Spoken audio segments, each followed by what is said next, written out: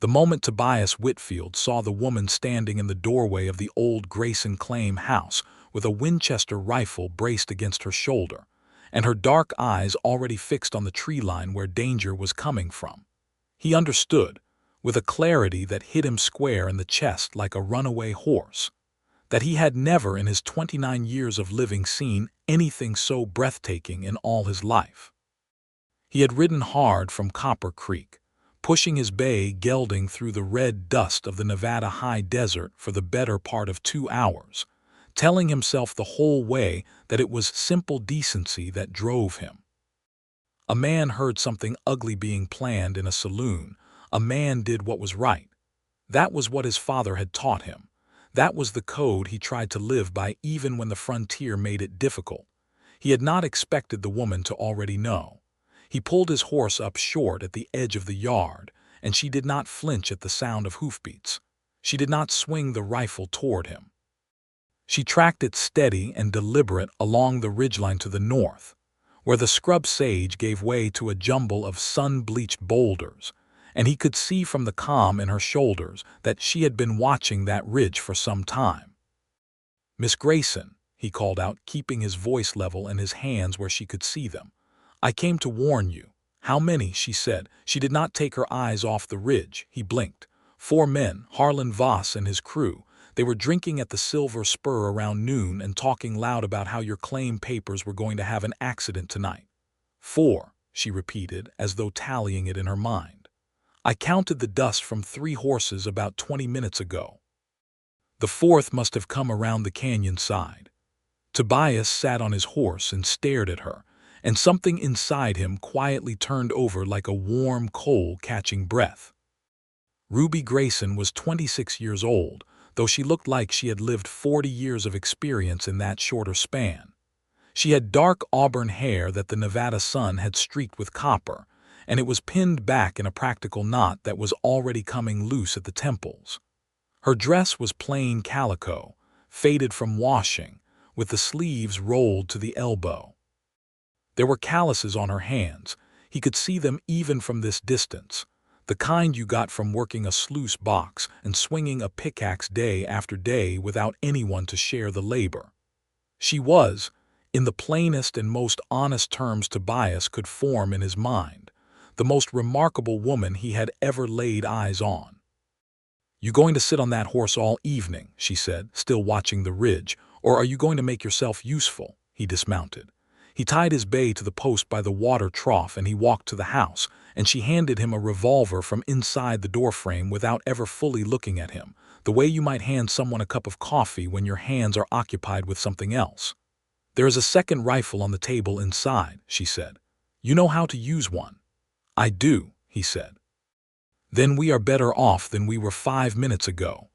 He stepped up onto the low porch and stood beside her, and they watched the ridge together. The Nevada afternoon was dying slowly, painting the sky in shades of orange and deep purple, and the desert smelled of sage and iron and the faint, distant promise of rain that never quite arrived. "I should introduce myself properly," he said. "Tobias Whitfield. I work the Double T Ranch about 12 miles west of here. I come through Copper Creek most weeks for supply runs." "I know who you are," she said. "You helped old Clarence Bates pull his wagon out of the creek bed last April." He told half the county about it. "Clarence talks a fair amount," Tobias agreed. "He does," she said. And for just a half-second the corner of her mouth moved, and he caught the ghost of a smile before it disappeared back into concentration. The ridge stirred. A shape separated from the boulders, a man on horseback moving slow and careful along the northern slope, thinking he was hidden by the failing light. Ruby's rifle tracked him as smoothly and patiently as a hawk riding a thermal. "That is Wade Gruber," she said. "He works for Voss. He has been trying to buy my claim for 8 months and getting more unpleasant about the asking with every visit." "What is on this claim that makes it worth their trouble?" Tobias asked. "Silver," she said simply. "My father found the vein 3 years ago. He died of fever before he could properly work it. I have been working it myself since then." Tobias absorbed this. A woman alone on a silver claim in Nevada in the year 1878 was not an unusual situation in the abstract. The frontier was full of widows and orphans trying to hold what their families had built, but it was always a precarious one. The law in these parts was thin, spread too wide across too much empty land, and men like Harlan Voss filled the spaces the law left open. "Your claim is properly registered?" he asked. "Filed with the Territorial Land Office in Carson City in the spring of 1875, she said. "I have 3 copies of the papers in 3 different locations." Voss knows burning down this house would not solve his problem. "So he wants to make you leave of your own accord," Tobias said. "Or not of my own accord," she said evenly. "That is what tonight is about." The shape on the ridge had stopped moving. Another shape appeared at the far eastern edge of the property, emerging from the shadow of the canyon wall. 2 more figures were visible now, moving along the dry wash to the south. They were spreading out, trying to come at the property from multiple angles, and the calculation in it made Tobias's jaw tighten. "They planned this," he said. "Of course they planned this," Ruby said. "Harlan Voss did not get where he is by being impulsive. He is patient and methodical, and he has been wearing me down slowly for months. Tonight he decided slow was taking too long." She lowered the rifle a fraction and looked at Tobias directly for the first time since he had arrived. Her eyes were a deep amber brown, the color of good whiskey held up to firelight, and they were absolutely steady, not afraid, resolved. "Why did you come?" she asked. "Truly, you do not know me." "No," he said, "but I know what is right." She held his gaze for a moment, measuring him. Then she nodded once, as though he had passed some private test, and raised the rifle again. "The one in the wash is getting too close," she said. "When I fire, the others will know they have been seen. That is actually an advantage. Men who think they have the element of surprise tend to panic when they discover they do not." "You have done this before," he said. "Once," she said. "2 years ago. A different set of men, a different motive, but the principle is the same." She drew a slow breath. "Stay behind the doorframe. The wood is thick enough." She fired a single shot, not at the man in the wash, but at the ground a dozen feet in front of him, kicking up a spray of dirt and rock that sent his horse dancing sideways in sudden terror. The man cursed loud enough to carry across the desert and hauled at the reins, fighting to control the animal. She called out in a voice that carried clear and hard as a bell across the evening air. "Harlan Voss, I know all 4 of you. I know your names, and I know what you came here to do. I have already sent word to the Territorial Marshal's office. Deputy Archie Fenn is expected by morning. You can ride away right now, or you can explain yourselves to the law. That is the choice I am offering." Silence from the desert. The man in the wash had gotten his horse under control and gone very still. Then a voice came back from the ridge, big and carrying the swagger of a man used to being obeyed. "Miss Grayson, I do not know what you think you heard, but we are just out riding. You are trespassing on a legally registered mining claim at nightfall with firearms and 4 riders," Ruby said. "The law has a name for that, and it is not riding." Another silence. Tobias watched the figures in the gathering dark. He could feel the moment stretching, the men out there calculating whether she was bluffing about the marshal, whether the presence of a second person changed things, whether the risk was worth continuing. "Who is that with you?" Voss called. "A friend," Ruby said, and the word landed with a certain quiet weight that told Tobias she was not a woman who used it carelessly. A long silence followed. Then, with the grumbling reluctance of men who had expected easy work and found something harder instead, the shapes began to withdraw. The figure on the ridge pulled back into the boulders. The men in the wash turned their horses. The eastern rider disappeared back into the shadow of the canyon. Ruby held her position for a full 10 minutes after the last sound of hoofbeats faded, watching the darkness with that same patient stillness. Then she lowered the rifle, exhaled slowly through her nose, and turned back into the house. Tobias followed. The inside of the claim house was small but scrubbed clean. There was a cast-iron stove in the corner, a table with 2 chairs, a shelf of books that surprised him, poetry and geology texts side by side, and a narrow bed behind a curtain in the back. A lantern burned on the table. Maps were tacked to the wall beside the door, covered in notations in a careful hand. Ruby set the rifle on the table, poured water from a pitcher into a tin basin, and washed the dust from her face and hands with the unhurried economy of someone who had learned not to waste motion. "They will be back," she said. "I know," he said. "Not tonight. Voss will lick his pride for a few days first. But they will be back, and next time he will be more careful about it." She dried her hands on a cloth. "That means I need to actually get word to Deputy Fenn. I was not bluffing entirely, but I had not sent that letter yet." "I can take it to Copper Creek tonight," Tobias said. "The stage goes out at dawn, and it passes through Millsfield where Fenn keeps his office." She looked at him again with that measuring quality. "You have already ridden 12 miles today to warn a woman you do not know. Now you would ride back in the dark." "The moon is up," he said, "and my horse is rested." She was quiet for a moment. Then she crossed to the shelf, took down a sheet of paper and a stub of pencil, and sat at the table and wrote quickly. Her handwriting, he could see from where he stood, was firm and precise. She folded the letter, wrote Deputy A. Fenn on the outside, and held it out to him. He took it. Their fingers did not touch, not quite, but he felt the near miss of it in a way that seemed disproportionate and foolish and entirely real. "Mr. Whitfield," she said. "Tobias," he said. A pause. "Tobias, thank you. Genuinely." He put the letter in his coat pocket and picked up his hat from where he had set it on the chair. "Will you be all right alone tonight?"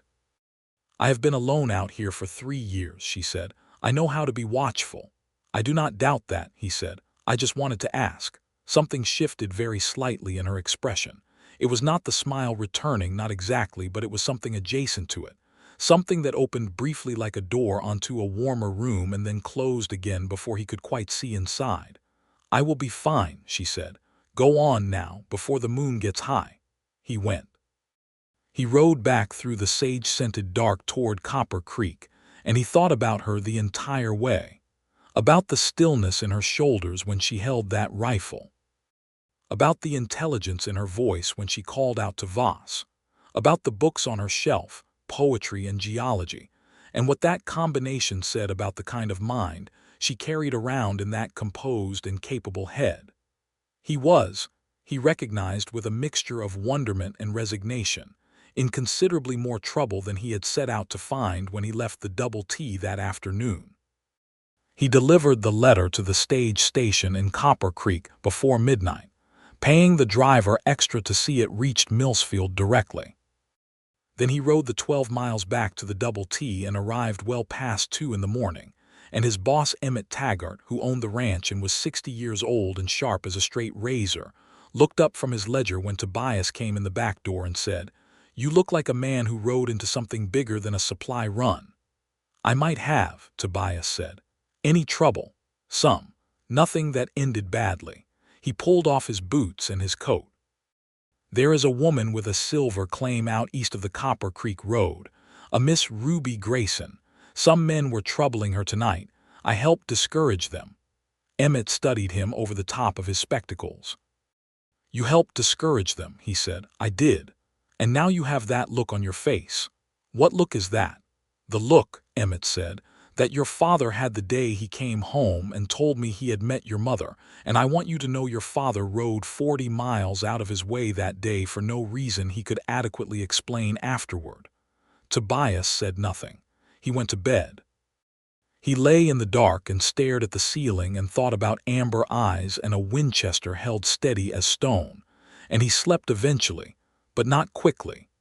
In the weeks that followed, Tobias found reason to pass by the Copper Creek Road with a regularity that could not honestly be explained by his ranch duties alone.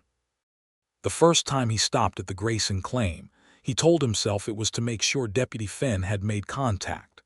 The second time, he brought lumber he said he had extra from a fence repair, which was true enough, though he had calculated rather deliberately that there would be extra. The third time, he brought nothing at all and simply appeared, and Ruby opened the door and looked at him and said, "You are checking on me again. with a tone that was dry enough to strike a match on but not unwelcoming. "I was in the area," he said.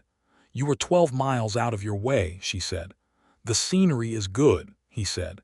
She stood aside and let him in, which he took as progress. Deputy Archie Fenn had made his visit 2 days after the night of the confrontation. He had ridden out, talked to Ruby, taken her statement, and then ridden to Harlan Voss's operation at the edge of town. Voss owned a freighting company and had money enough to own 3 buildings in Copper Creek, and delivered what Fenn described in his formal report as a strongly worded caution. Voss had denied everything with smooth indignation, and produced his 3 men who had all sworn they had been playing cards at the Silver Spur that whole evening. Ruby had expected exactly this. She told Tobias so the second time he came, while he held a fence post steady and she drove it into the rocky ground with a methodical strength that impressed him. "The law here is not corrupt," she said, driving the post. "It is just thin. Fenn is an honest man, but honest and able are different things, and Voss has enough money to make able men look the other way without technically breaking any law." "He will try something else," Tobias said. "Yes," she said, "something quieter. He will try to undermine the claim itself, question the survey lines, file a counterclaim with a paid witness who says my father staked the ground improperly." She set down her mallet and looked at the fence post and then at Tobias. "That is actually what worries me more than men with guns. I can see men with guns coming. Legal maneuvering is harder to defend against when you cannot afford an attorney." Tobias thought about this. "There is a man in Carson City," he said. "His name is Cornelius Hatch. He is an attorney who handles mining claims. He represented the Paiute families in the dispute over the Walker River water rights 2 years ago. He is not cheap, but he is honest and very good." Ruby looked at him steadily. "I know the Walker River case. He won it." "He did, partially won it anyway. The part that was winnable he won." Tobias paused. "I could write to him on your behalf if you would like an introduction." She studied him for a long moment. The desert wind moved through the sage around them and tugged at the loose strands of her hair.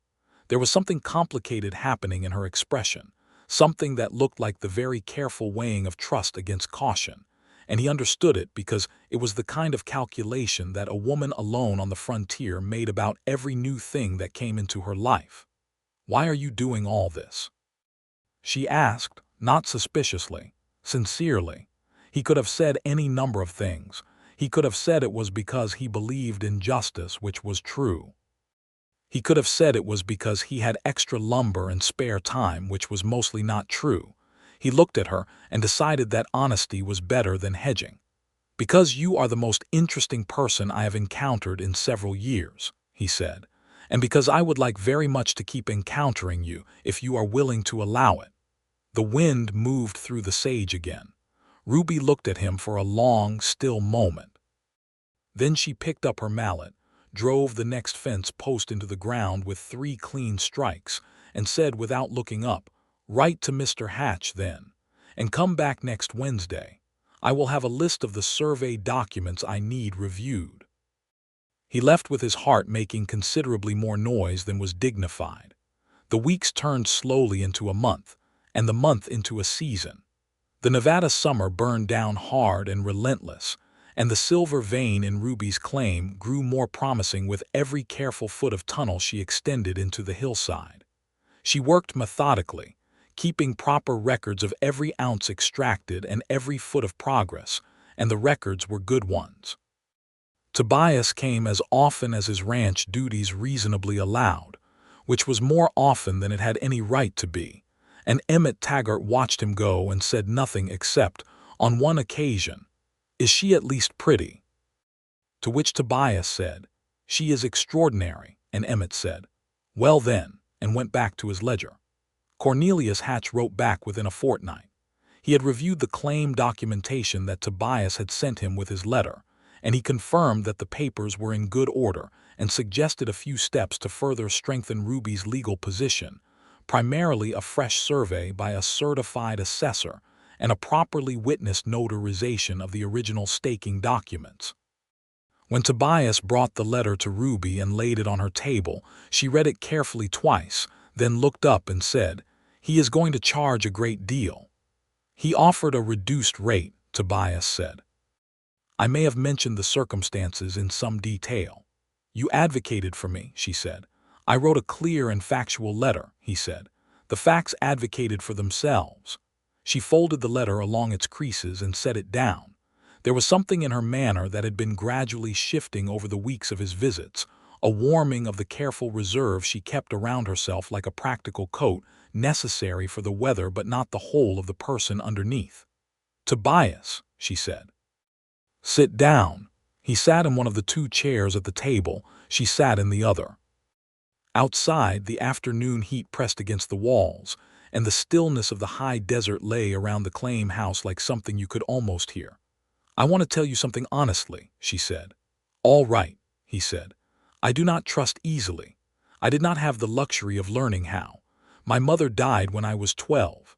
My father was a good man but a hard one, and we spent 10 years moving from one territory to the next chasing what he believed was out here somewhere. He was right about the silver. He was right about this place. But being right about a thing and having time to enjoy it are different matters, and he was gone before the work paid off."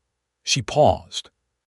"What I am saying is that I have relied on myself for a long time, and the habit is deep, and when someone comes along and," she made a small controlled gesture, "and brings lumber and letters and rides 12 miles out of his way to stand beside me in a doorway with a borrowed revolver, my first instinct is to be suspicious of the motive."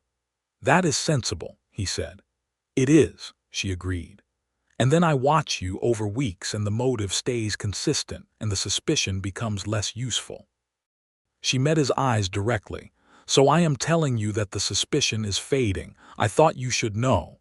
He was quiet for a moment and then he said, "Ruby." It was the first time he had used her given name and they both registered it. "I do not have a complicated motive," he said. "I think you are remarkable and I enjoy your company and I respect you immensely and I would like very much to spend more time with you. That is the whole of it." She was quiet. A mockingbird called from somewhere in the sage. The afternoon heat pressed in and the silence stretched and he let it stretch without trying to fill it. "I would like that too," she said finally. Quiet. Careful but real. He let out a slow breath and felt something ease in his chest that had been held tighter than he had realized.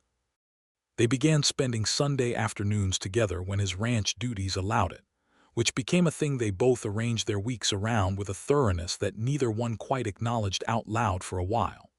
They rode out across the high desert together, Ruby on her buckskin mare named Patch and Tobias on his bay, and the landscape opened around them in its austere and stunning way, all red rock and white sky, and the smell of sage that Ruby said she had come to think of as the smell of home.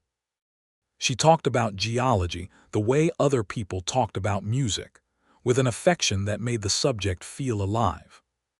She could read the strata of a canyon wall the way a literate person read a page, telling Tobias what each layer meant, what forces had laid it down, how long ago. She had learned it from books and from her father and from 3 years of her own close observation, and the knowledge was genuine and deep. He told her about the ranch, about the years before he came to Nevada when he had drifted from Texas to Colorado to Utah, working cattle and horses, and learning the particular language of open country that every cowboy who stays with it long enough eventually develops. He told her about his parents, both gone now, his father to a fever when Tobias was 22, his mother years before that, when he was just old enough to remember her clearly but not old enough to understand what the losing of her meant. He told her about the years of drifting and how they had ended when he rode through the Nevada high desert and something about it had said to him, quietly and without drama, that this was where he was supposed to be. "Do you believe in that kind of thing?" she asked. "The land speaking to a person. I believe in it because it happened to me," he said, "though I could not explain the mechanism of it. My father believed it," she said. He said this canyon told him to dig. She looked out at the layered rock face above the mine entrance. "I used to think that was fanciful. Now I think he may have been reading something real in the rock that he just did not have the scientific vocabulary to describe properly. Maybe both things can be true, Tobias said. The geology and the feeling. She looked at him. The afternoon light was the color of honey, slanting long and warm across the canyon face, and it lay across her features with a quality that made him want to describe it to someone, which was not a thing he had ever wanted to do about a view before. Maybe both things can be true, she said quietly. She was not entirely talking about geology anymore, and he knew it, and she knew he knew it, and the awareness of that sat between them warmly. He reached across the space between their horses and touched her hand where it rested on her saddle horn, just briefly, just the graze of his fingers across her knuckles. She did not pull away. She turned her hand over slightly, and the edge of her fingers curled against the back of his for just a moment before Patch tossed her head, and the contact broke and they rode on. He thought about those 2 seconds for the next 3 days. The legal threat from Harlan Voss materialized exactly as Ruby had predicted.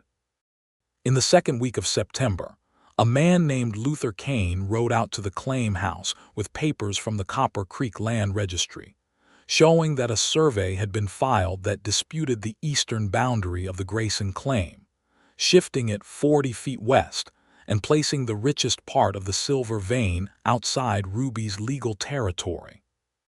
Ruby was in the mine tunnel when Kane arrived, and she came out of the entrance covered in rock dust with a lamp in her hand, took the papers from Kane without a word, and read them on the spot while he stood there with his horse, and the particular nervous body language of a man who has been paid to deliver something unpleasant. When Tobias arrived that Sunday afternoon, she had the papers on the table alongside every survey document she owned, and a letter already drafted to Cornelius Hatch, and a look in her eyes that was cold and focused, and reminded him of the night with the rifle. He hired a surveyor named Brindle out of Reno, she said. Brindle is known for producing surveys that suit whoever is paying him. Tobias read the disputed survey carefully. The benchmark he uses is different from the one your original survey referenced, he said. He had learned enough about land surveys in his years on the frontier to read one passably. He has moved the fixed point of reference. It is technically legal unless the original benchmark can be verified. I know where the original benchmark is, Ruby said. It is a stake of iron rod that my father drove into a specific rock formation in the northwest corner of the claim before the county surveyor came out in 1875.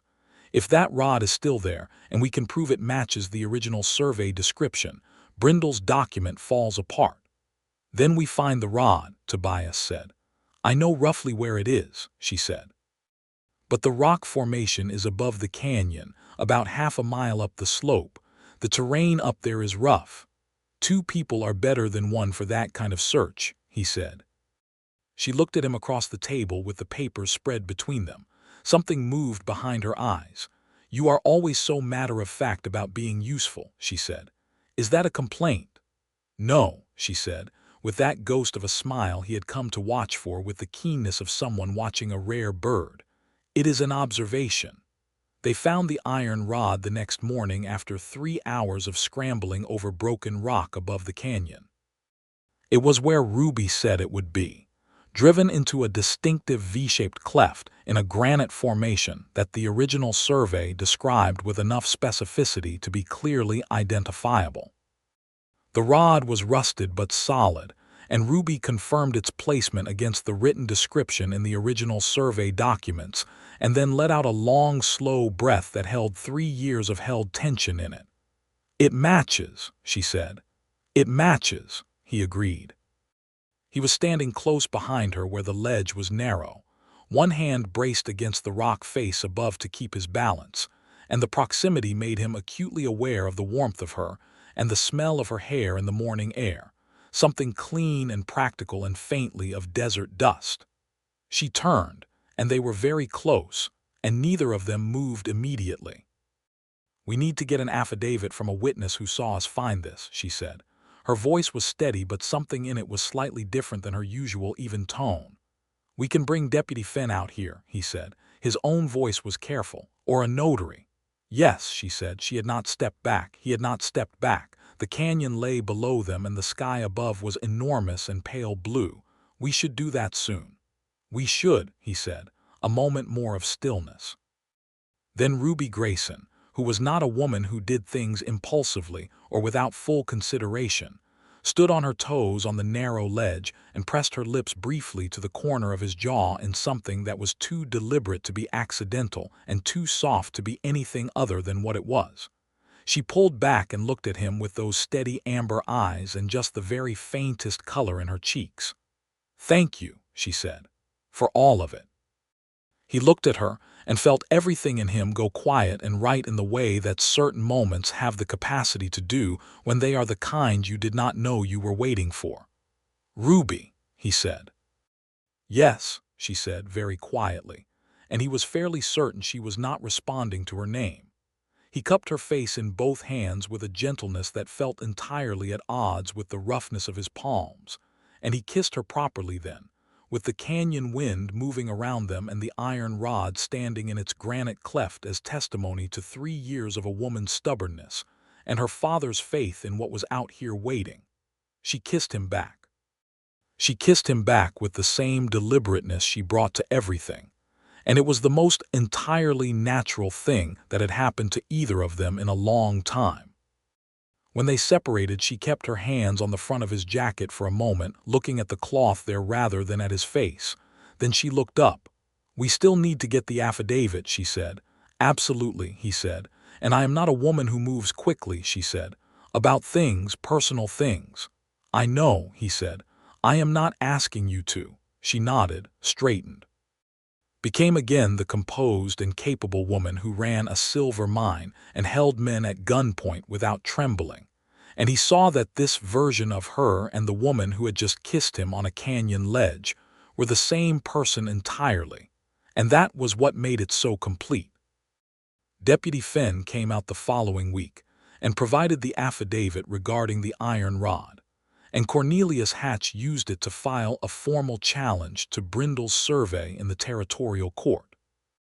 The process took 6 weeks, during which Tobias came to the claim as regularly as ever and Ruby let him help with the heavier work that the mine required, shoring up tunnel supports, extending the ventilation, hauling ore buckets, and they talked through the long desert evenings about everything and nothing, about books and horses and the nature of silver veins and what made a place feel like home.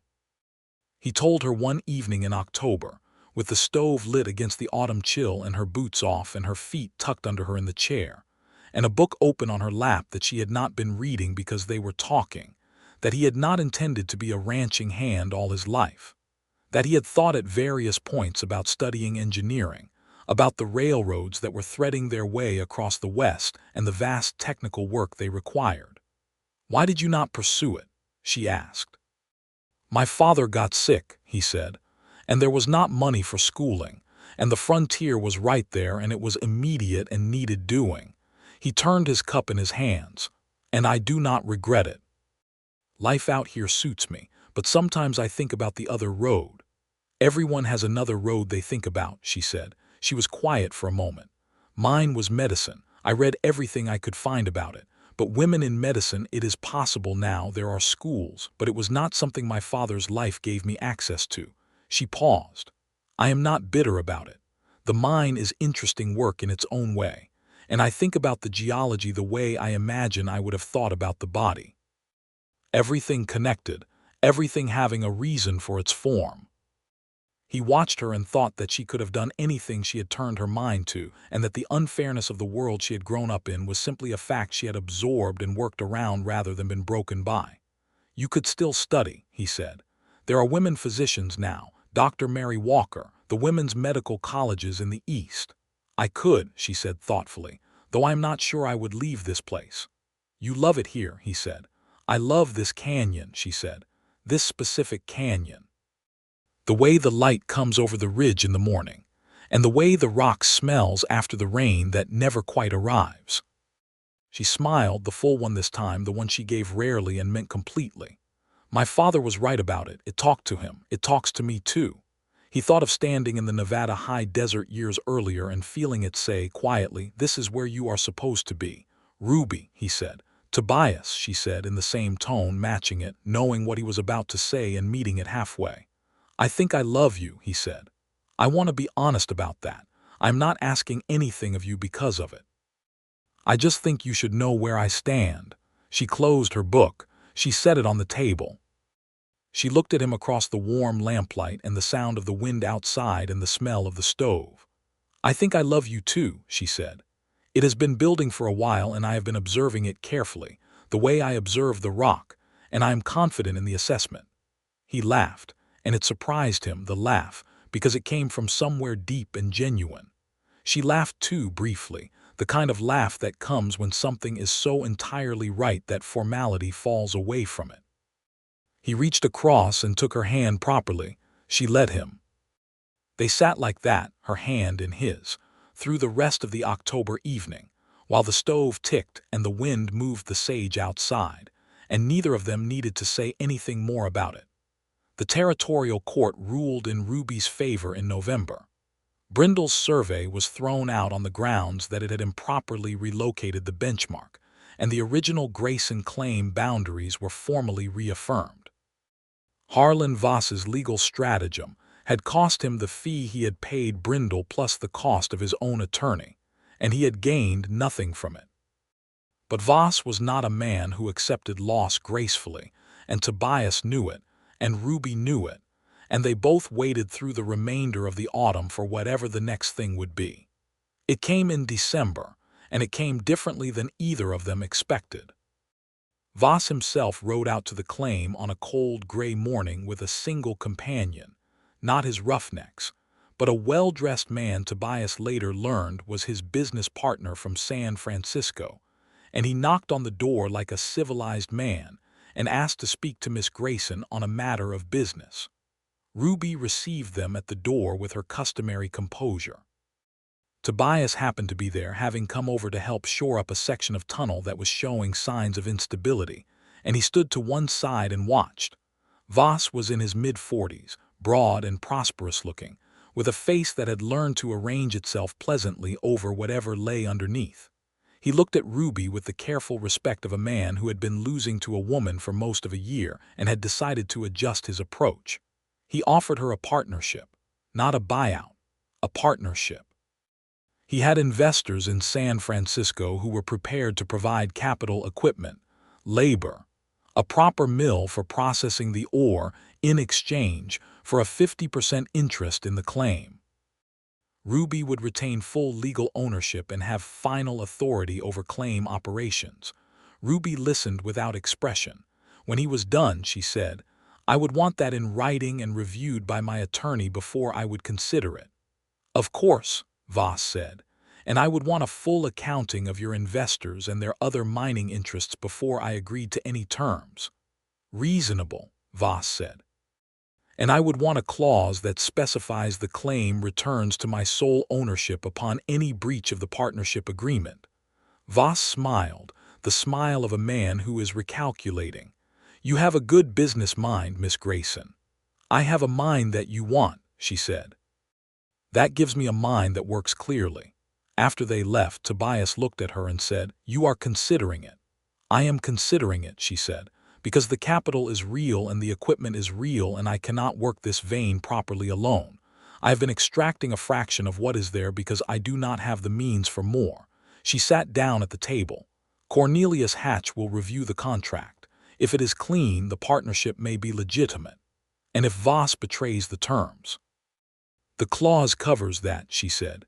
"And I will have the clause in writing, reviewed by an attorney, filed with the court." Voss tried the rough way and lost. He is trying the business way now because it is more likely to succeed. I can use that. She looked at Tobias steadily. "I am not naive about him, but I am also not willing to work a third of what I could work because I am refusing a legal agreement out of principle." "You are pragmatic," he said. "I am a woman running a silver mine alone in Nevada in 1878, she said. "I have been pragmatic since I was 12 years old." Cornelius Hatch reviewed the contract and found it essentially sound, suggested several modifications, all of which Voss accepted. The partnership agreement was signed in January of 1879 and filed with the territorial court, and the San Francisco investors sent a crew and equipment in February, and the Grayson claim entered a new phase of productive operation. It remained to be seen whether Voss would honor the spirit of the agreement, but the letter of it was tight enough that Hatch felt confident he could enforce it if needed, and Ruby kept meticulous records of every ton of ore processed and every dollar of revenue, leaving nothing to interpretation. In the meanwhile, life acquired a different character than either Ruby or Tobias had been living before. He proposed to her in March of 1879, on the ledge above the canyon where they had found the iron rod, because it seemed the right place for it. He had thought about it for weeks and could not find a more appropriate setting, a place that was hers in the way that specific landscapes belong to specific people, that held her history and her stubbornness, and the choices she had made that had led to the both of them standing in it together. He did not have a ring yet. He told her that honestly. He said he had wanted to ask before acquiring one, because acquiring a ring in advance of asking seemed presumptuous given the kind of woman she was. She stood on the ledge with the canyon below and the Nevada sky enormous and pale above, and she looked at him for a long moment. "Tobias Whitfield," she said. "Ruby Grayson," he said. "That is the most practical and completely correct approach to proposing marriage that I have ever heard of," she said. "Is that a yes?" "That is a yes," she said. And she stepped forward and put both arms around him, and he held her with the canyon wind moving through her hair, and the smell of sage and rock, and everything that made this corner of the world what it was.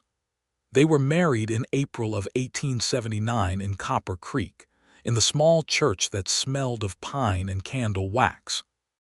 Emmett Taggart attended and tried with limited success to not look profoundly satisfied with himself. Deputy Fenn was there. Old Clarence Bates came from across the county and cried openly throughout the ceremony and was completely unashamed of it. Ruby wore a dress of cream-colored wool that she had made herself over the preceding month, practical and clean-lined and entirely like her, with a small sprig of sage pinned at the collar.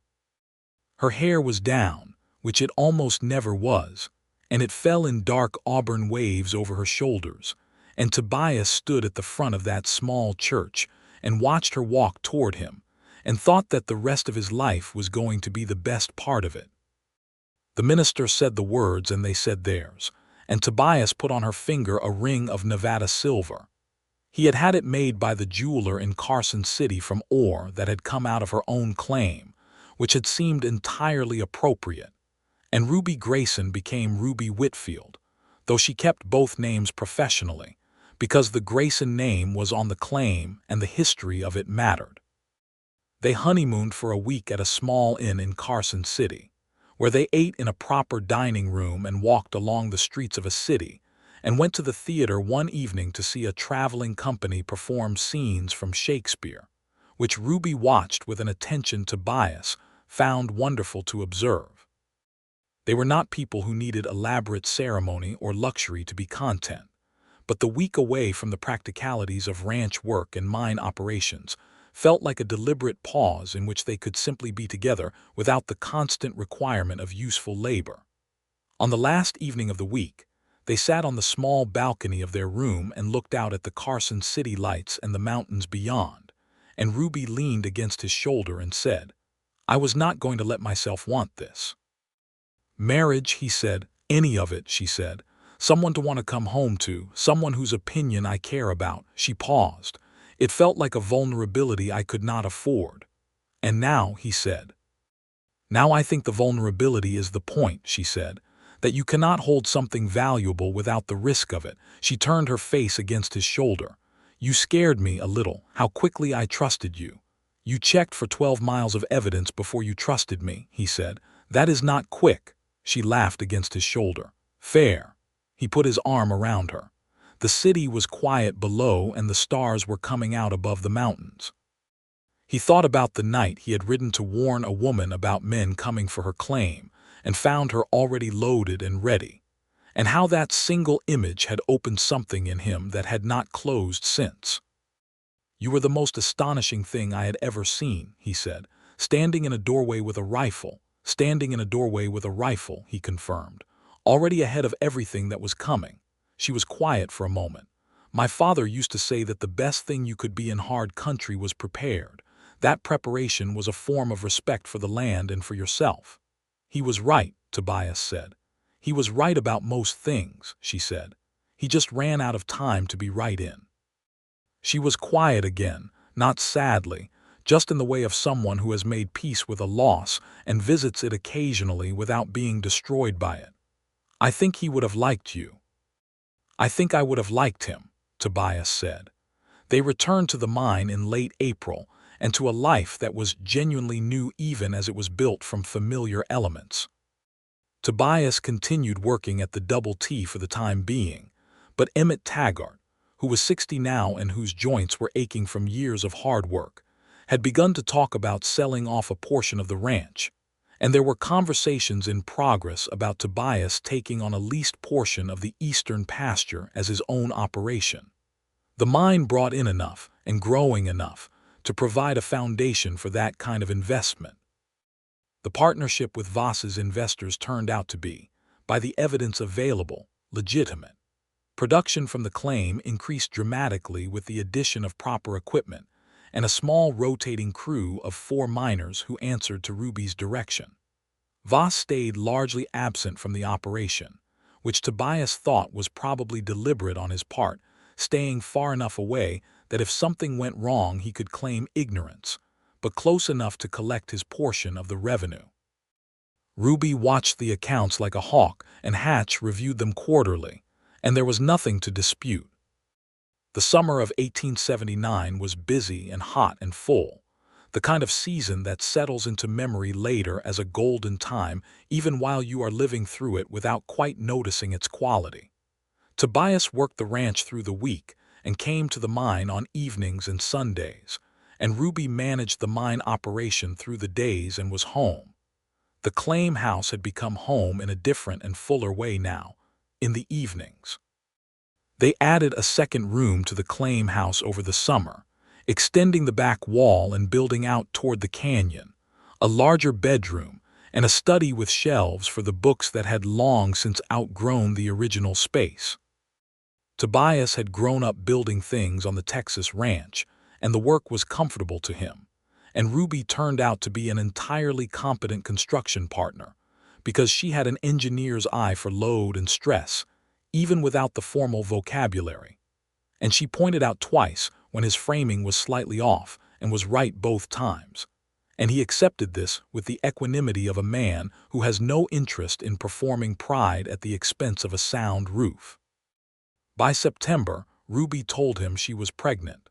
She told him on a Sunday evening in the new study, matter-of-factly, in the way she told him most things, her hands folded on the table and her eyes steady. But he saw the thing underneath the matter-of-fact delivery, the thing she was always careful about showing, which was feeling, real and large and present. He crossed the room and gathered her in his arms and held her there for a long time without saying anything, because there was not a word that was large enough for what he felt, and he had learned by then that she understood silence better than overstatement. "March, I think," she said against his shoulder. "March," he said. "I am going to keep working the mine," she said. "Of course," he said. "The crew is reliable. I will reduce the time in the tunnel as I get further along. But the records and the management, Ruby," he said gently. "What? I know you are going to keep working. I would not dream of suggesting otherwise." She relaxed fractionally against him. "Some men would. Some men would be wrong," he said. She laughed quietly. Then she pulled back and looked at him. "I am a little frightened," she said, with the deliberateness of someone making themselves say an honest thing. "So am I," he said. "That seems right." "Yes," she said, "it does." Their son was born in late February of 1880, not March as Ruby had estimated. arriving 3 weeks early with a startling efficiency that his parents found entirely appropriate. He was delivered by the midwife from Copper Creek, a competent and calm woman named Mrs. Dolores Whitman, who had been delivering babies in the Nevada high desert for 20 years, and the birth was hard but not dangerous. And afterward, Ruby lay in the new bedroom with Tobias beside her and the baby in her arms and the canyon morning light coming through the window, and she said, "He looks like he already has opinions." "He does," Tobias agreed, looking at the small, fierce face of his son. "What shall we name him?" They had discussed names but not settled. Tobias said, "What about James?" "After your father." Ruby looked at him. Her father's name had been James. She had told Tobias this once in passing and he had held on to it. "James Whitfield," she said. "James Grayson Whitfield," he said, "if you would like." She looked back at the baby, and the expression on her face was one of those unguarded ones that he loved and was careful to receive quietly, as if looking directly at them might make them go away. "James Grayson Whitfield," she said softly. "Yes." The mine continued to produce through 1880, and the partnership with Voss's investors held steady through the year, though Hatch flagged a discrepancy in the fourth quarter accounting that suggested someone in the investor group was attempting to undercount the processed or weight. Ruby descended on this discrepancy with the focused energy of someone who had been waiting for exactly this, armed with 3 years of meticulous records and an attorney who was the finest in the territory, and the matter was resolved in her favor, with a significant payment for the undercounted ore and a renegotiated accounting process, before it could become anything larger. Voss, when Ruby informed him of the resolution through Hatch, was diplomatically quiet. He had enough invested in the operation to want it to continue, and the investors who had been doing the undercounting had been smaller figures in the group who could be sacrificed without structural damage to the partnership. The partnership continued. "He is never going to be your friend," Tobias said when Ruby reported all of this. "I do not need him to be my friend," she said. "I need him to honor the contract. As long as the contract is more valuable to him than breaking it, he will honor it. And when it is not, then we enforce it," she said simply. "I have been preparing for that possibility since the day I signed it. Hatch has everything documented." Tobias thought that there were probably CEOs of large Eastern companies, though that was not the word in 1880, who operated with less strategic clarity than his wife. Emmett Taggart sold Tobias the eastern pasture of the Double T in the spring of 1881, at a price that was generous, particularly given that Emmett structured the payment over 3 years to make it manageable. Tobias began building up his own small herd and his own operation, which he ran alongside his continued work at the main ranch in a partnership arrangement with Emmett that suited both of them. The new pasture was about 4 miles from the mine, close enough for the life they had built to remain centered on the canyon that was home. They talked about building a proper house on the pasture land, something larger and more permanent than the claim house, but Ruby was reluctant to move entirely away from the mine. "The claim house can be the mine headquarters," Tobias suggested. "The house would be for the family." "The family is at the mine most of the day," she said. "The family with the walking infant who has already pulled 2 books off the lower shelf and attempted to eat one of them," he said. "We are going to need more room." Ruby looked at young James, who was 14 months old and moving through the world with a purposeful confidence that reminded everyone who saw him of his mother.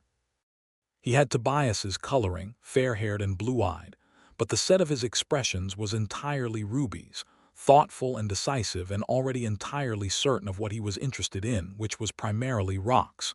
"He has good taste in subject matter," Ruby said, watching him examine a piece of quartz that he had found near the mine entrance. "He absolutely does," Tobias agreed, "and he can pursue it in a slightly larger house where he cannot reach the stove." She conceded the point. They broke ground on a new house in the summer of 1881, on a rise above the pasture with a view of both the canyon and the flat desert country to the west. Tobias designed it and built most of it himself with help from two of the ranch hands, and Ruby contributed a large study with south-facing windows and shelves that actually held all the books, and a wide front porch that looked out toward the canyon wall. It was not a grand house. It was a well-built, well-considered house, made with the same practical thoroughness that characterized everything the two of them put their hands to, and it suited them exactly. They moved into it in October of 1881. The claim house became what Tobias had suggested, the operational center of the mine, where the records were kept and the crew reported, and the daily work of running a silver mining operation was conducted. Ruby walked the half-mile between the two buildings each morning with a coffee cup and James on her hip until he was old enough to walk it himself, and later at his own determined pace alongside her. Harlan Voss died in the winter of 1882, not by violence or any dramatic cause, but by a heart ailment that had apparently been developing for some time, which struck Tobias as an almost entirely mundane end for a man who had caused so much deliberate trouble. The San Francisco investors reorganized their portion of the partnership under a new managing agent named Caldwell, who turned out to be a straightforward businessman without Voss's specific enmity toward Ruby, and the partnership became considerably easier to manage. Ruby said, when she heard of Voss's death, "I do not wish suffering on anyone, but I will admit that the operational simplicity of the situation has improved." Tobias said nothing, and considered that his wife had a more refined approach to that kind of statement than most people. The silver vein in the Grayson claim ran for another 3 years before it began to thin noticeably. Ruby had seen this coming in the geological evidence for some time, and she had been preparing for it. She had been setting aside a careful portion of the mine revenue each quarter, separate from the partnership accounts, in the name of what she called future optionality, and by the time the vein began to fade, she had enough capital to absorb the change without the sharp edge of crisis.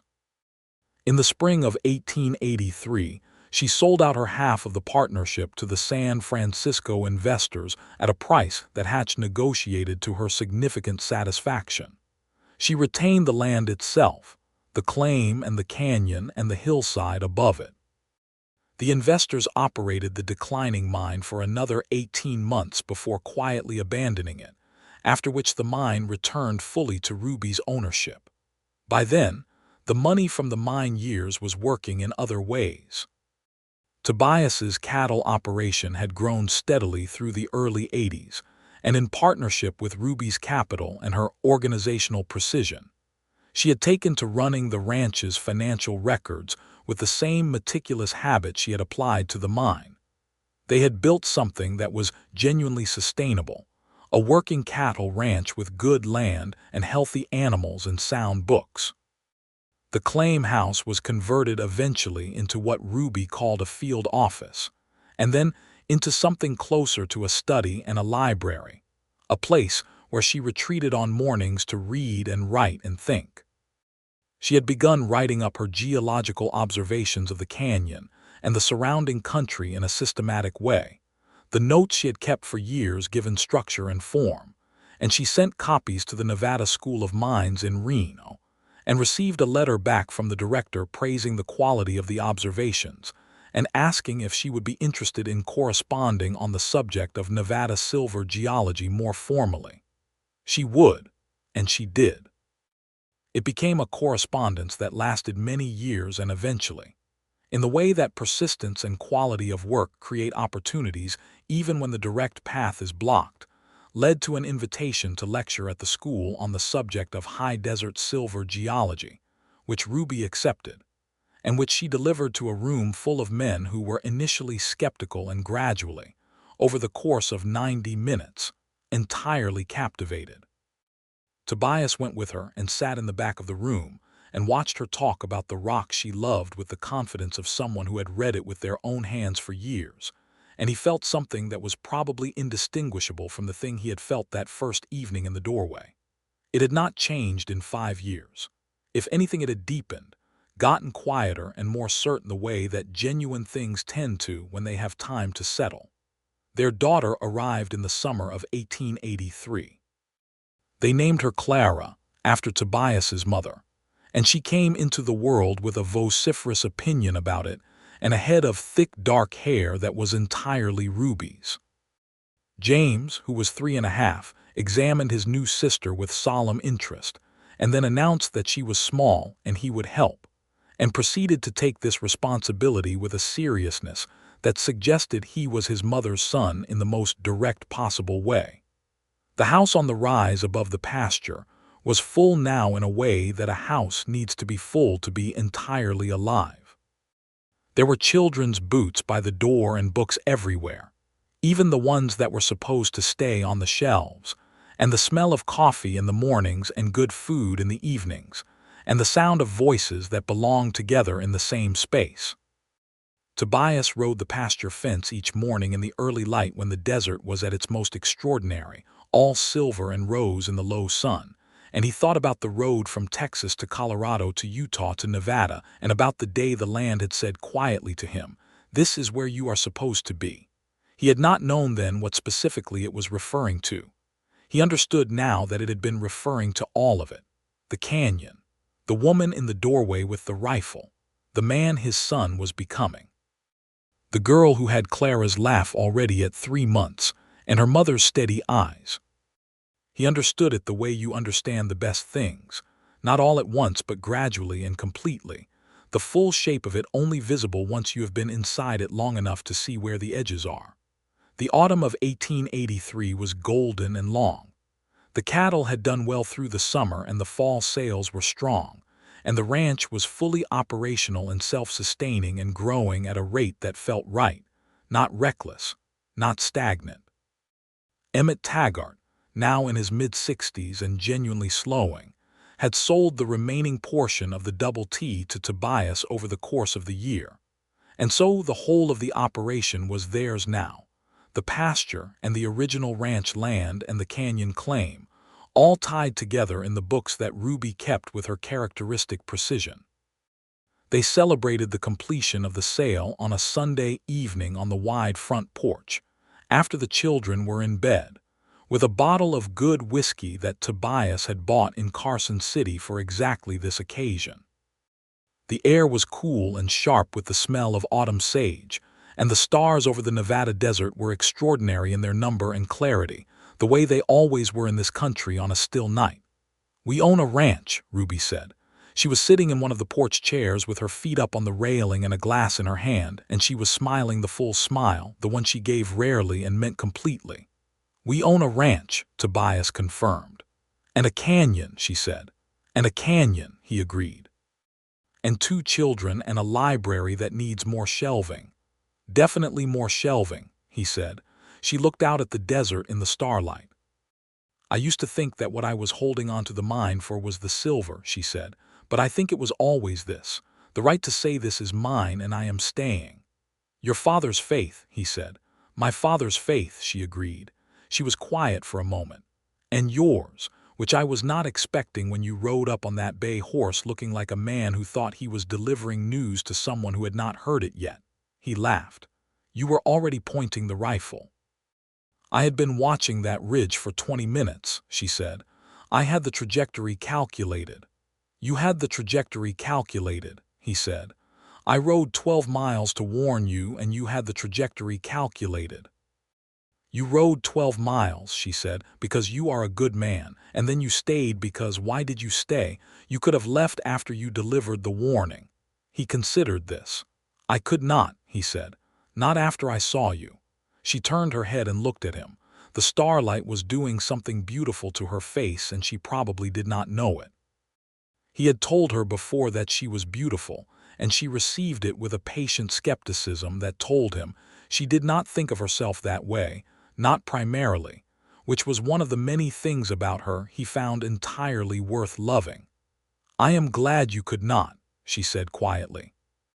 He reached over and took her hand where it rested on the arm of the chair, and she turned it and linked her fingers through his, and they sat like that under the Nevada stars on the porch of the house they had built, listening to the desert. The following spring brought another surprise.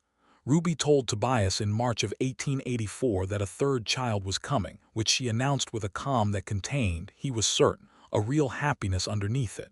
3, she said. 3, he said. That is a lot, she said. It is a good lot, he said. James is going to organize the whole situation, she said. James is 6, Tobias said. He is already organizing the barn cats. 3 younger siblings would probably please him greatly. She laughed. He loved her laugh. He had loved it from the first time he heard it, careful and genuine and worth the wait.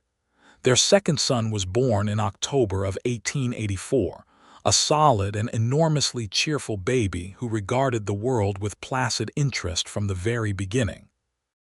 They named him Robert, and he was James's opposite in temperament if not in the depth of his engagement with the world. Where James was serious and precise, Robert was easy and warm, and the combination of the two of them in a household was a kind of continuous gentle comedy. Clara, at a year and some months, found her new brother primarily acceptable and occasionally interesting, and continued to develop at a rate that suggested she was going to be formidable in all the ways that her mother was, and several that appeared to be entirely her own invention. The ranch grew through the mid-'80s. Nevada itself was changing, the mining boom that had defined the territory shifting in its geography and character, as some veins ran out and new ones were discovered elsewhere.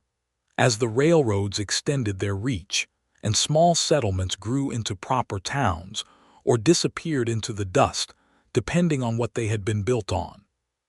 Copper Creek was growing, slowly but definitely, acquiring a proper school and a second physician, and the kind of infrastructure that suggested it would still be there in another generation.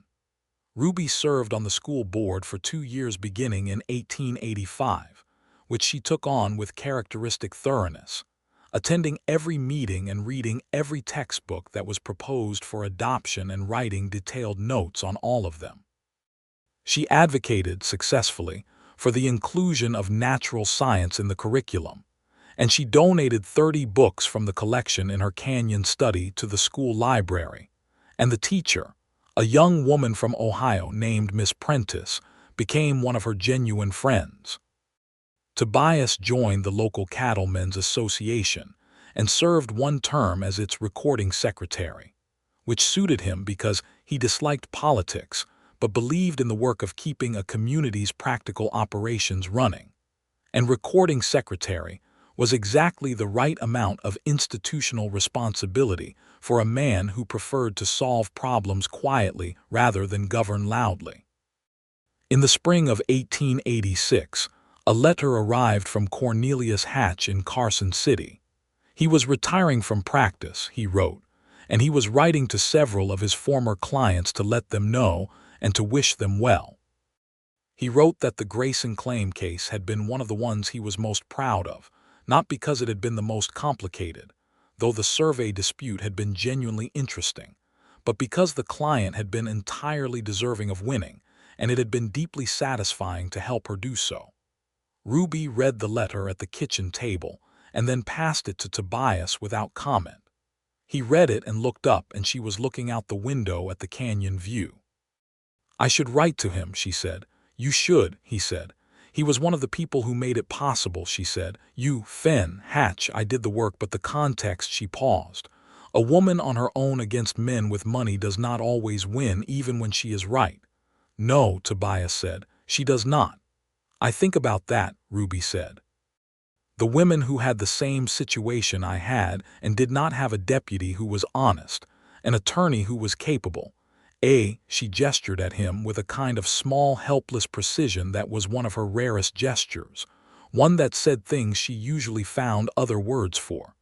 It should not have depended on those things. The law should have been enough. The law should have been enough, he agreed. And it was not in those years, not reliably, not for women, not for the Paiute families in the water rights dispute, not for a lot of people. He paused. It is getting better, slowly. Slowly, she said. Too slowly for the people who needed it 10 years ago. It was not a comfortable thing to sit with. They sat with it anyway because it was true, and they were people who preferred truth to comfort when the two were in conflict. She wrote to Hatch. He wrote back, and they corresponded occasionally for another several years until he died quietly in retirement in 1890, and Ruby attended his memorial service in Carson City and came home quieter than usual, carrying the weight of a genuine loss. The late 80s brought changes to the landscape of the family, the way time always does, slowly and then all at once. James was 9 and 10 and 11, growing into his mother's seriousness with his father's easy steadiness underneath it, a combination that made him the kind of child who was liked by everyone and trusted by most, which seemed to Tobias an excellent foundation. He had inherited Ruby's interest in the geology of the canyon and spent long Saturday afternoons up on the rock face with a hammer and a collecting bag, building a specimen collection that was already more organized than most adults managed. Clara was 6 and 7 and 8, with a ferocious and entirely endearing bossiness that she applied primarily to the task of making sure everyone in her vicinity was doing something interesting. She had decided at age 6 that she was going to be a physician, and she said so with the calm certainty of a person who has not yet been told that this is improbable. And Ruby sat with her and talked about it seriously, and did not tell her it was improbable, because the world was changing, and because Ruby had learned that you did not tell a determined Whitfield woman that a thing was impossible without excellent evidence. Robert was 5 and 6, easy and warm and content in the way of a person who is fundamentally certain of their place in the world and everyone's affection for them.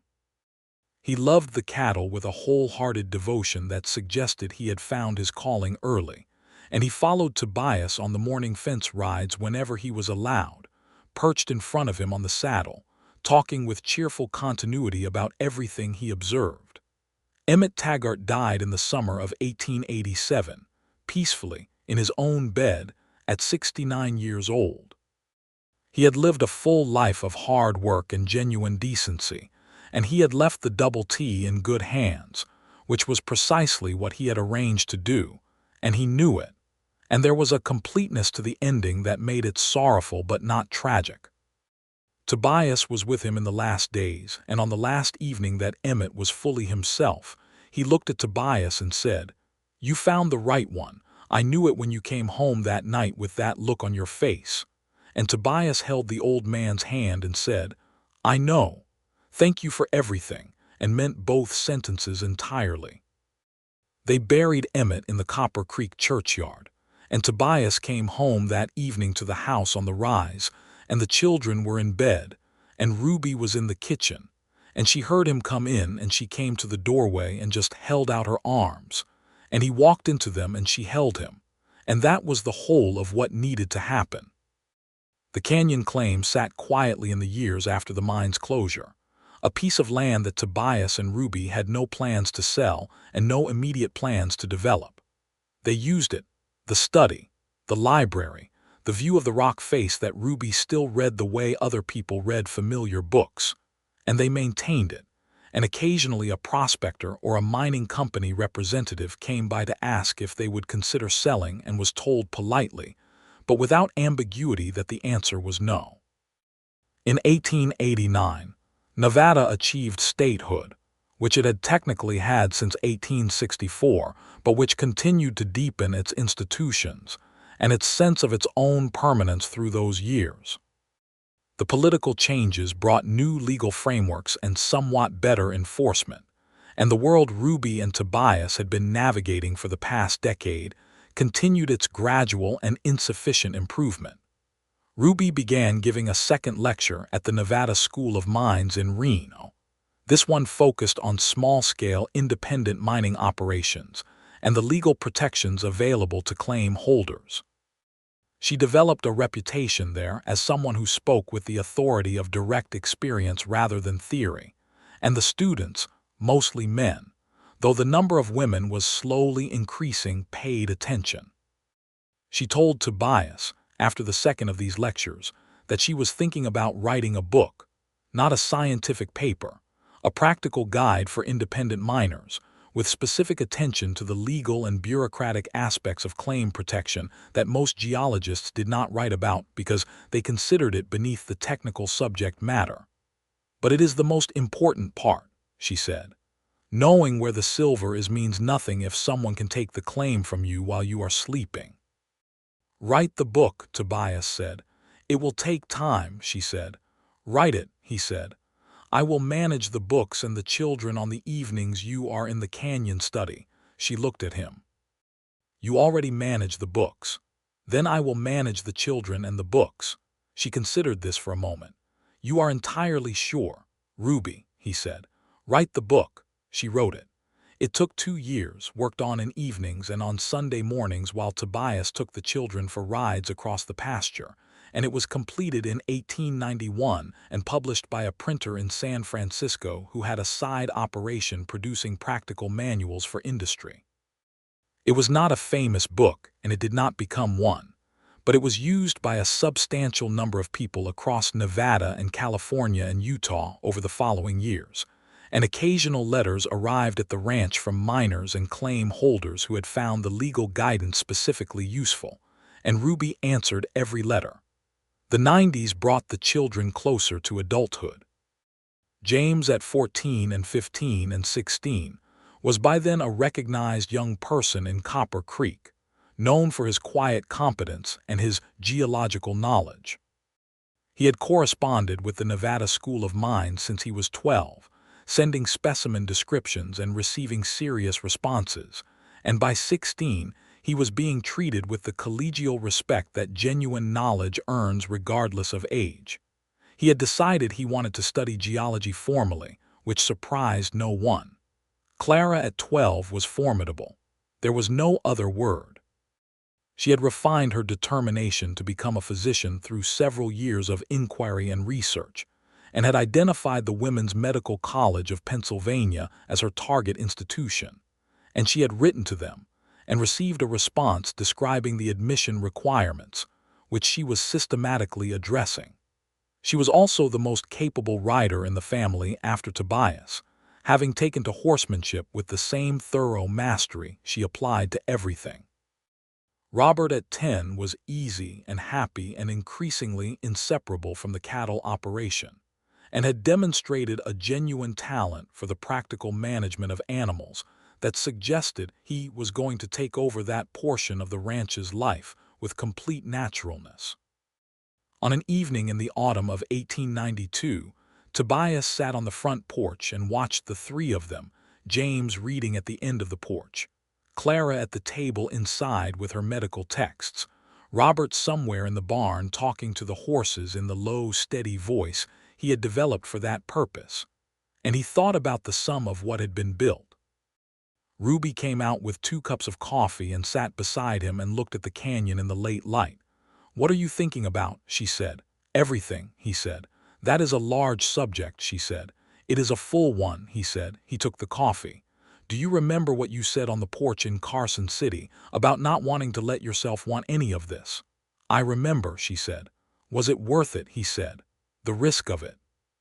She was quiet for a moment, looking at the canyon face where the last of the sunlight was laying down in long, warm lines across the rock, reading it the way she always had, the way her father had taught her and she had taught herself and had taught James in the afternoons up on the ledge. "I used to think that being alone was the safe choice," she said, "that it protected you from the kind of loss that." She paused. "That I had already had too much of. My mother, my father, the years of moving and not having a place." She turned her coffee cup in her hands. "And then you came riding up on that bay horse with a warning I did not need, and you stayed anyway, and everything I had decided about safety turned out to be wrong." "You needed the warning a little," he said. "You did not know about the 4th man coming around the canyon side." She gave him a level look. "I had a theory about the 4th man." "You had a theory," he said. "A well-informed theory," she said. He laughed and she smiled, and the last of the sun went down behind the ridge, and the stars began to appear one by one over the Nevada desert, the way they did in this country, patient and bright and endless. "It was worth it," she said quietly. "All the risk of it, every bit." He put his arm around her.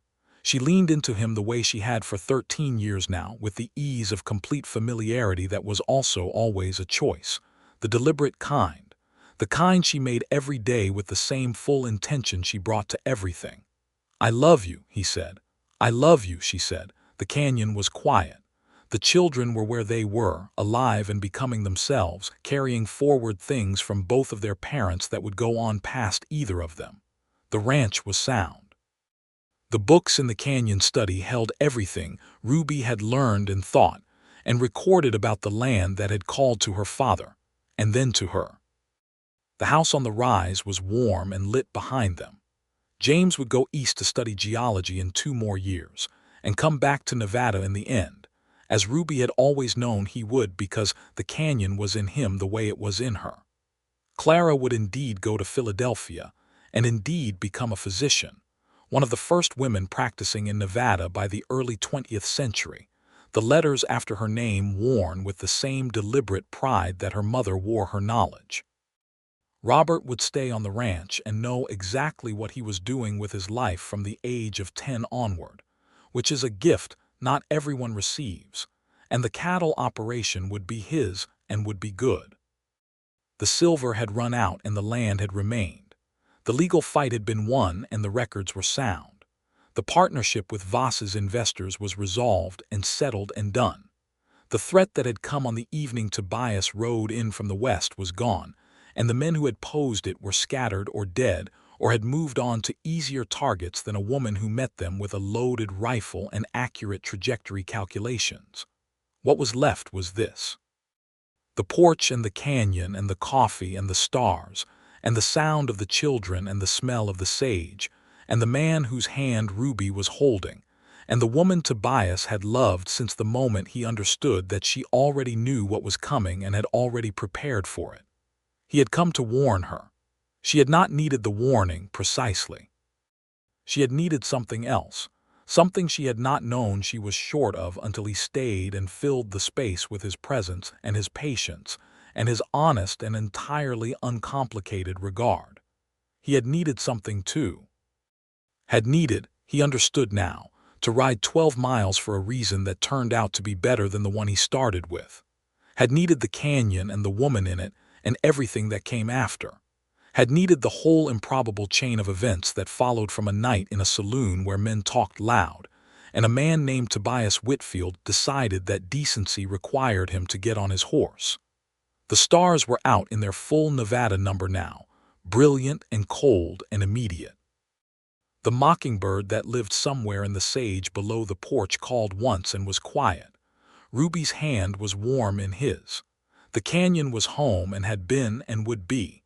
Everything was where it was supposed to be. Everything had been, for a long time now, exactly right.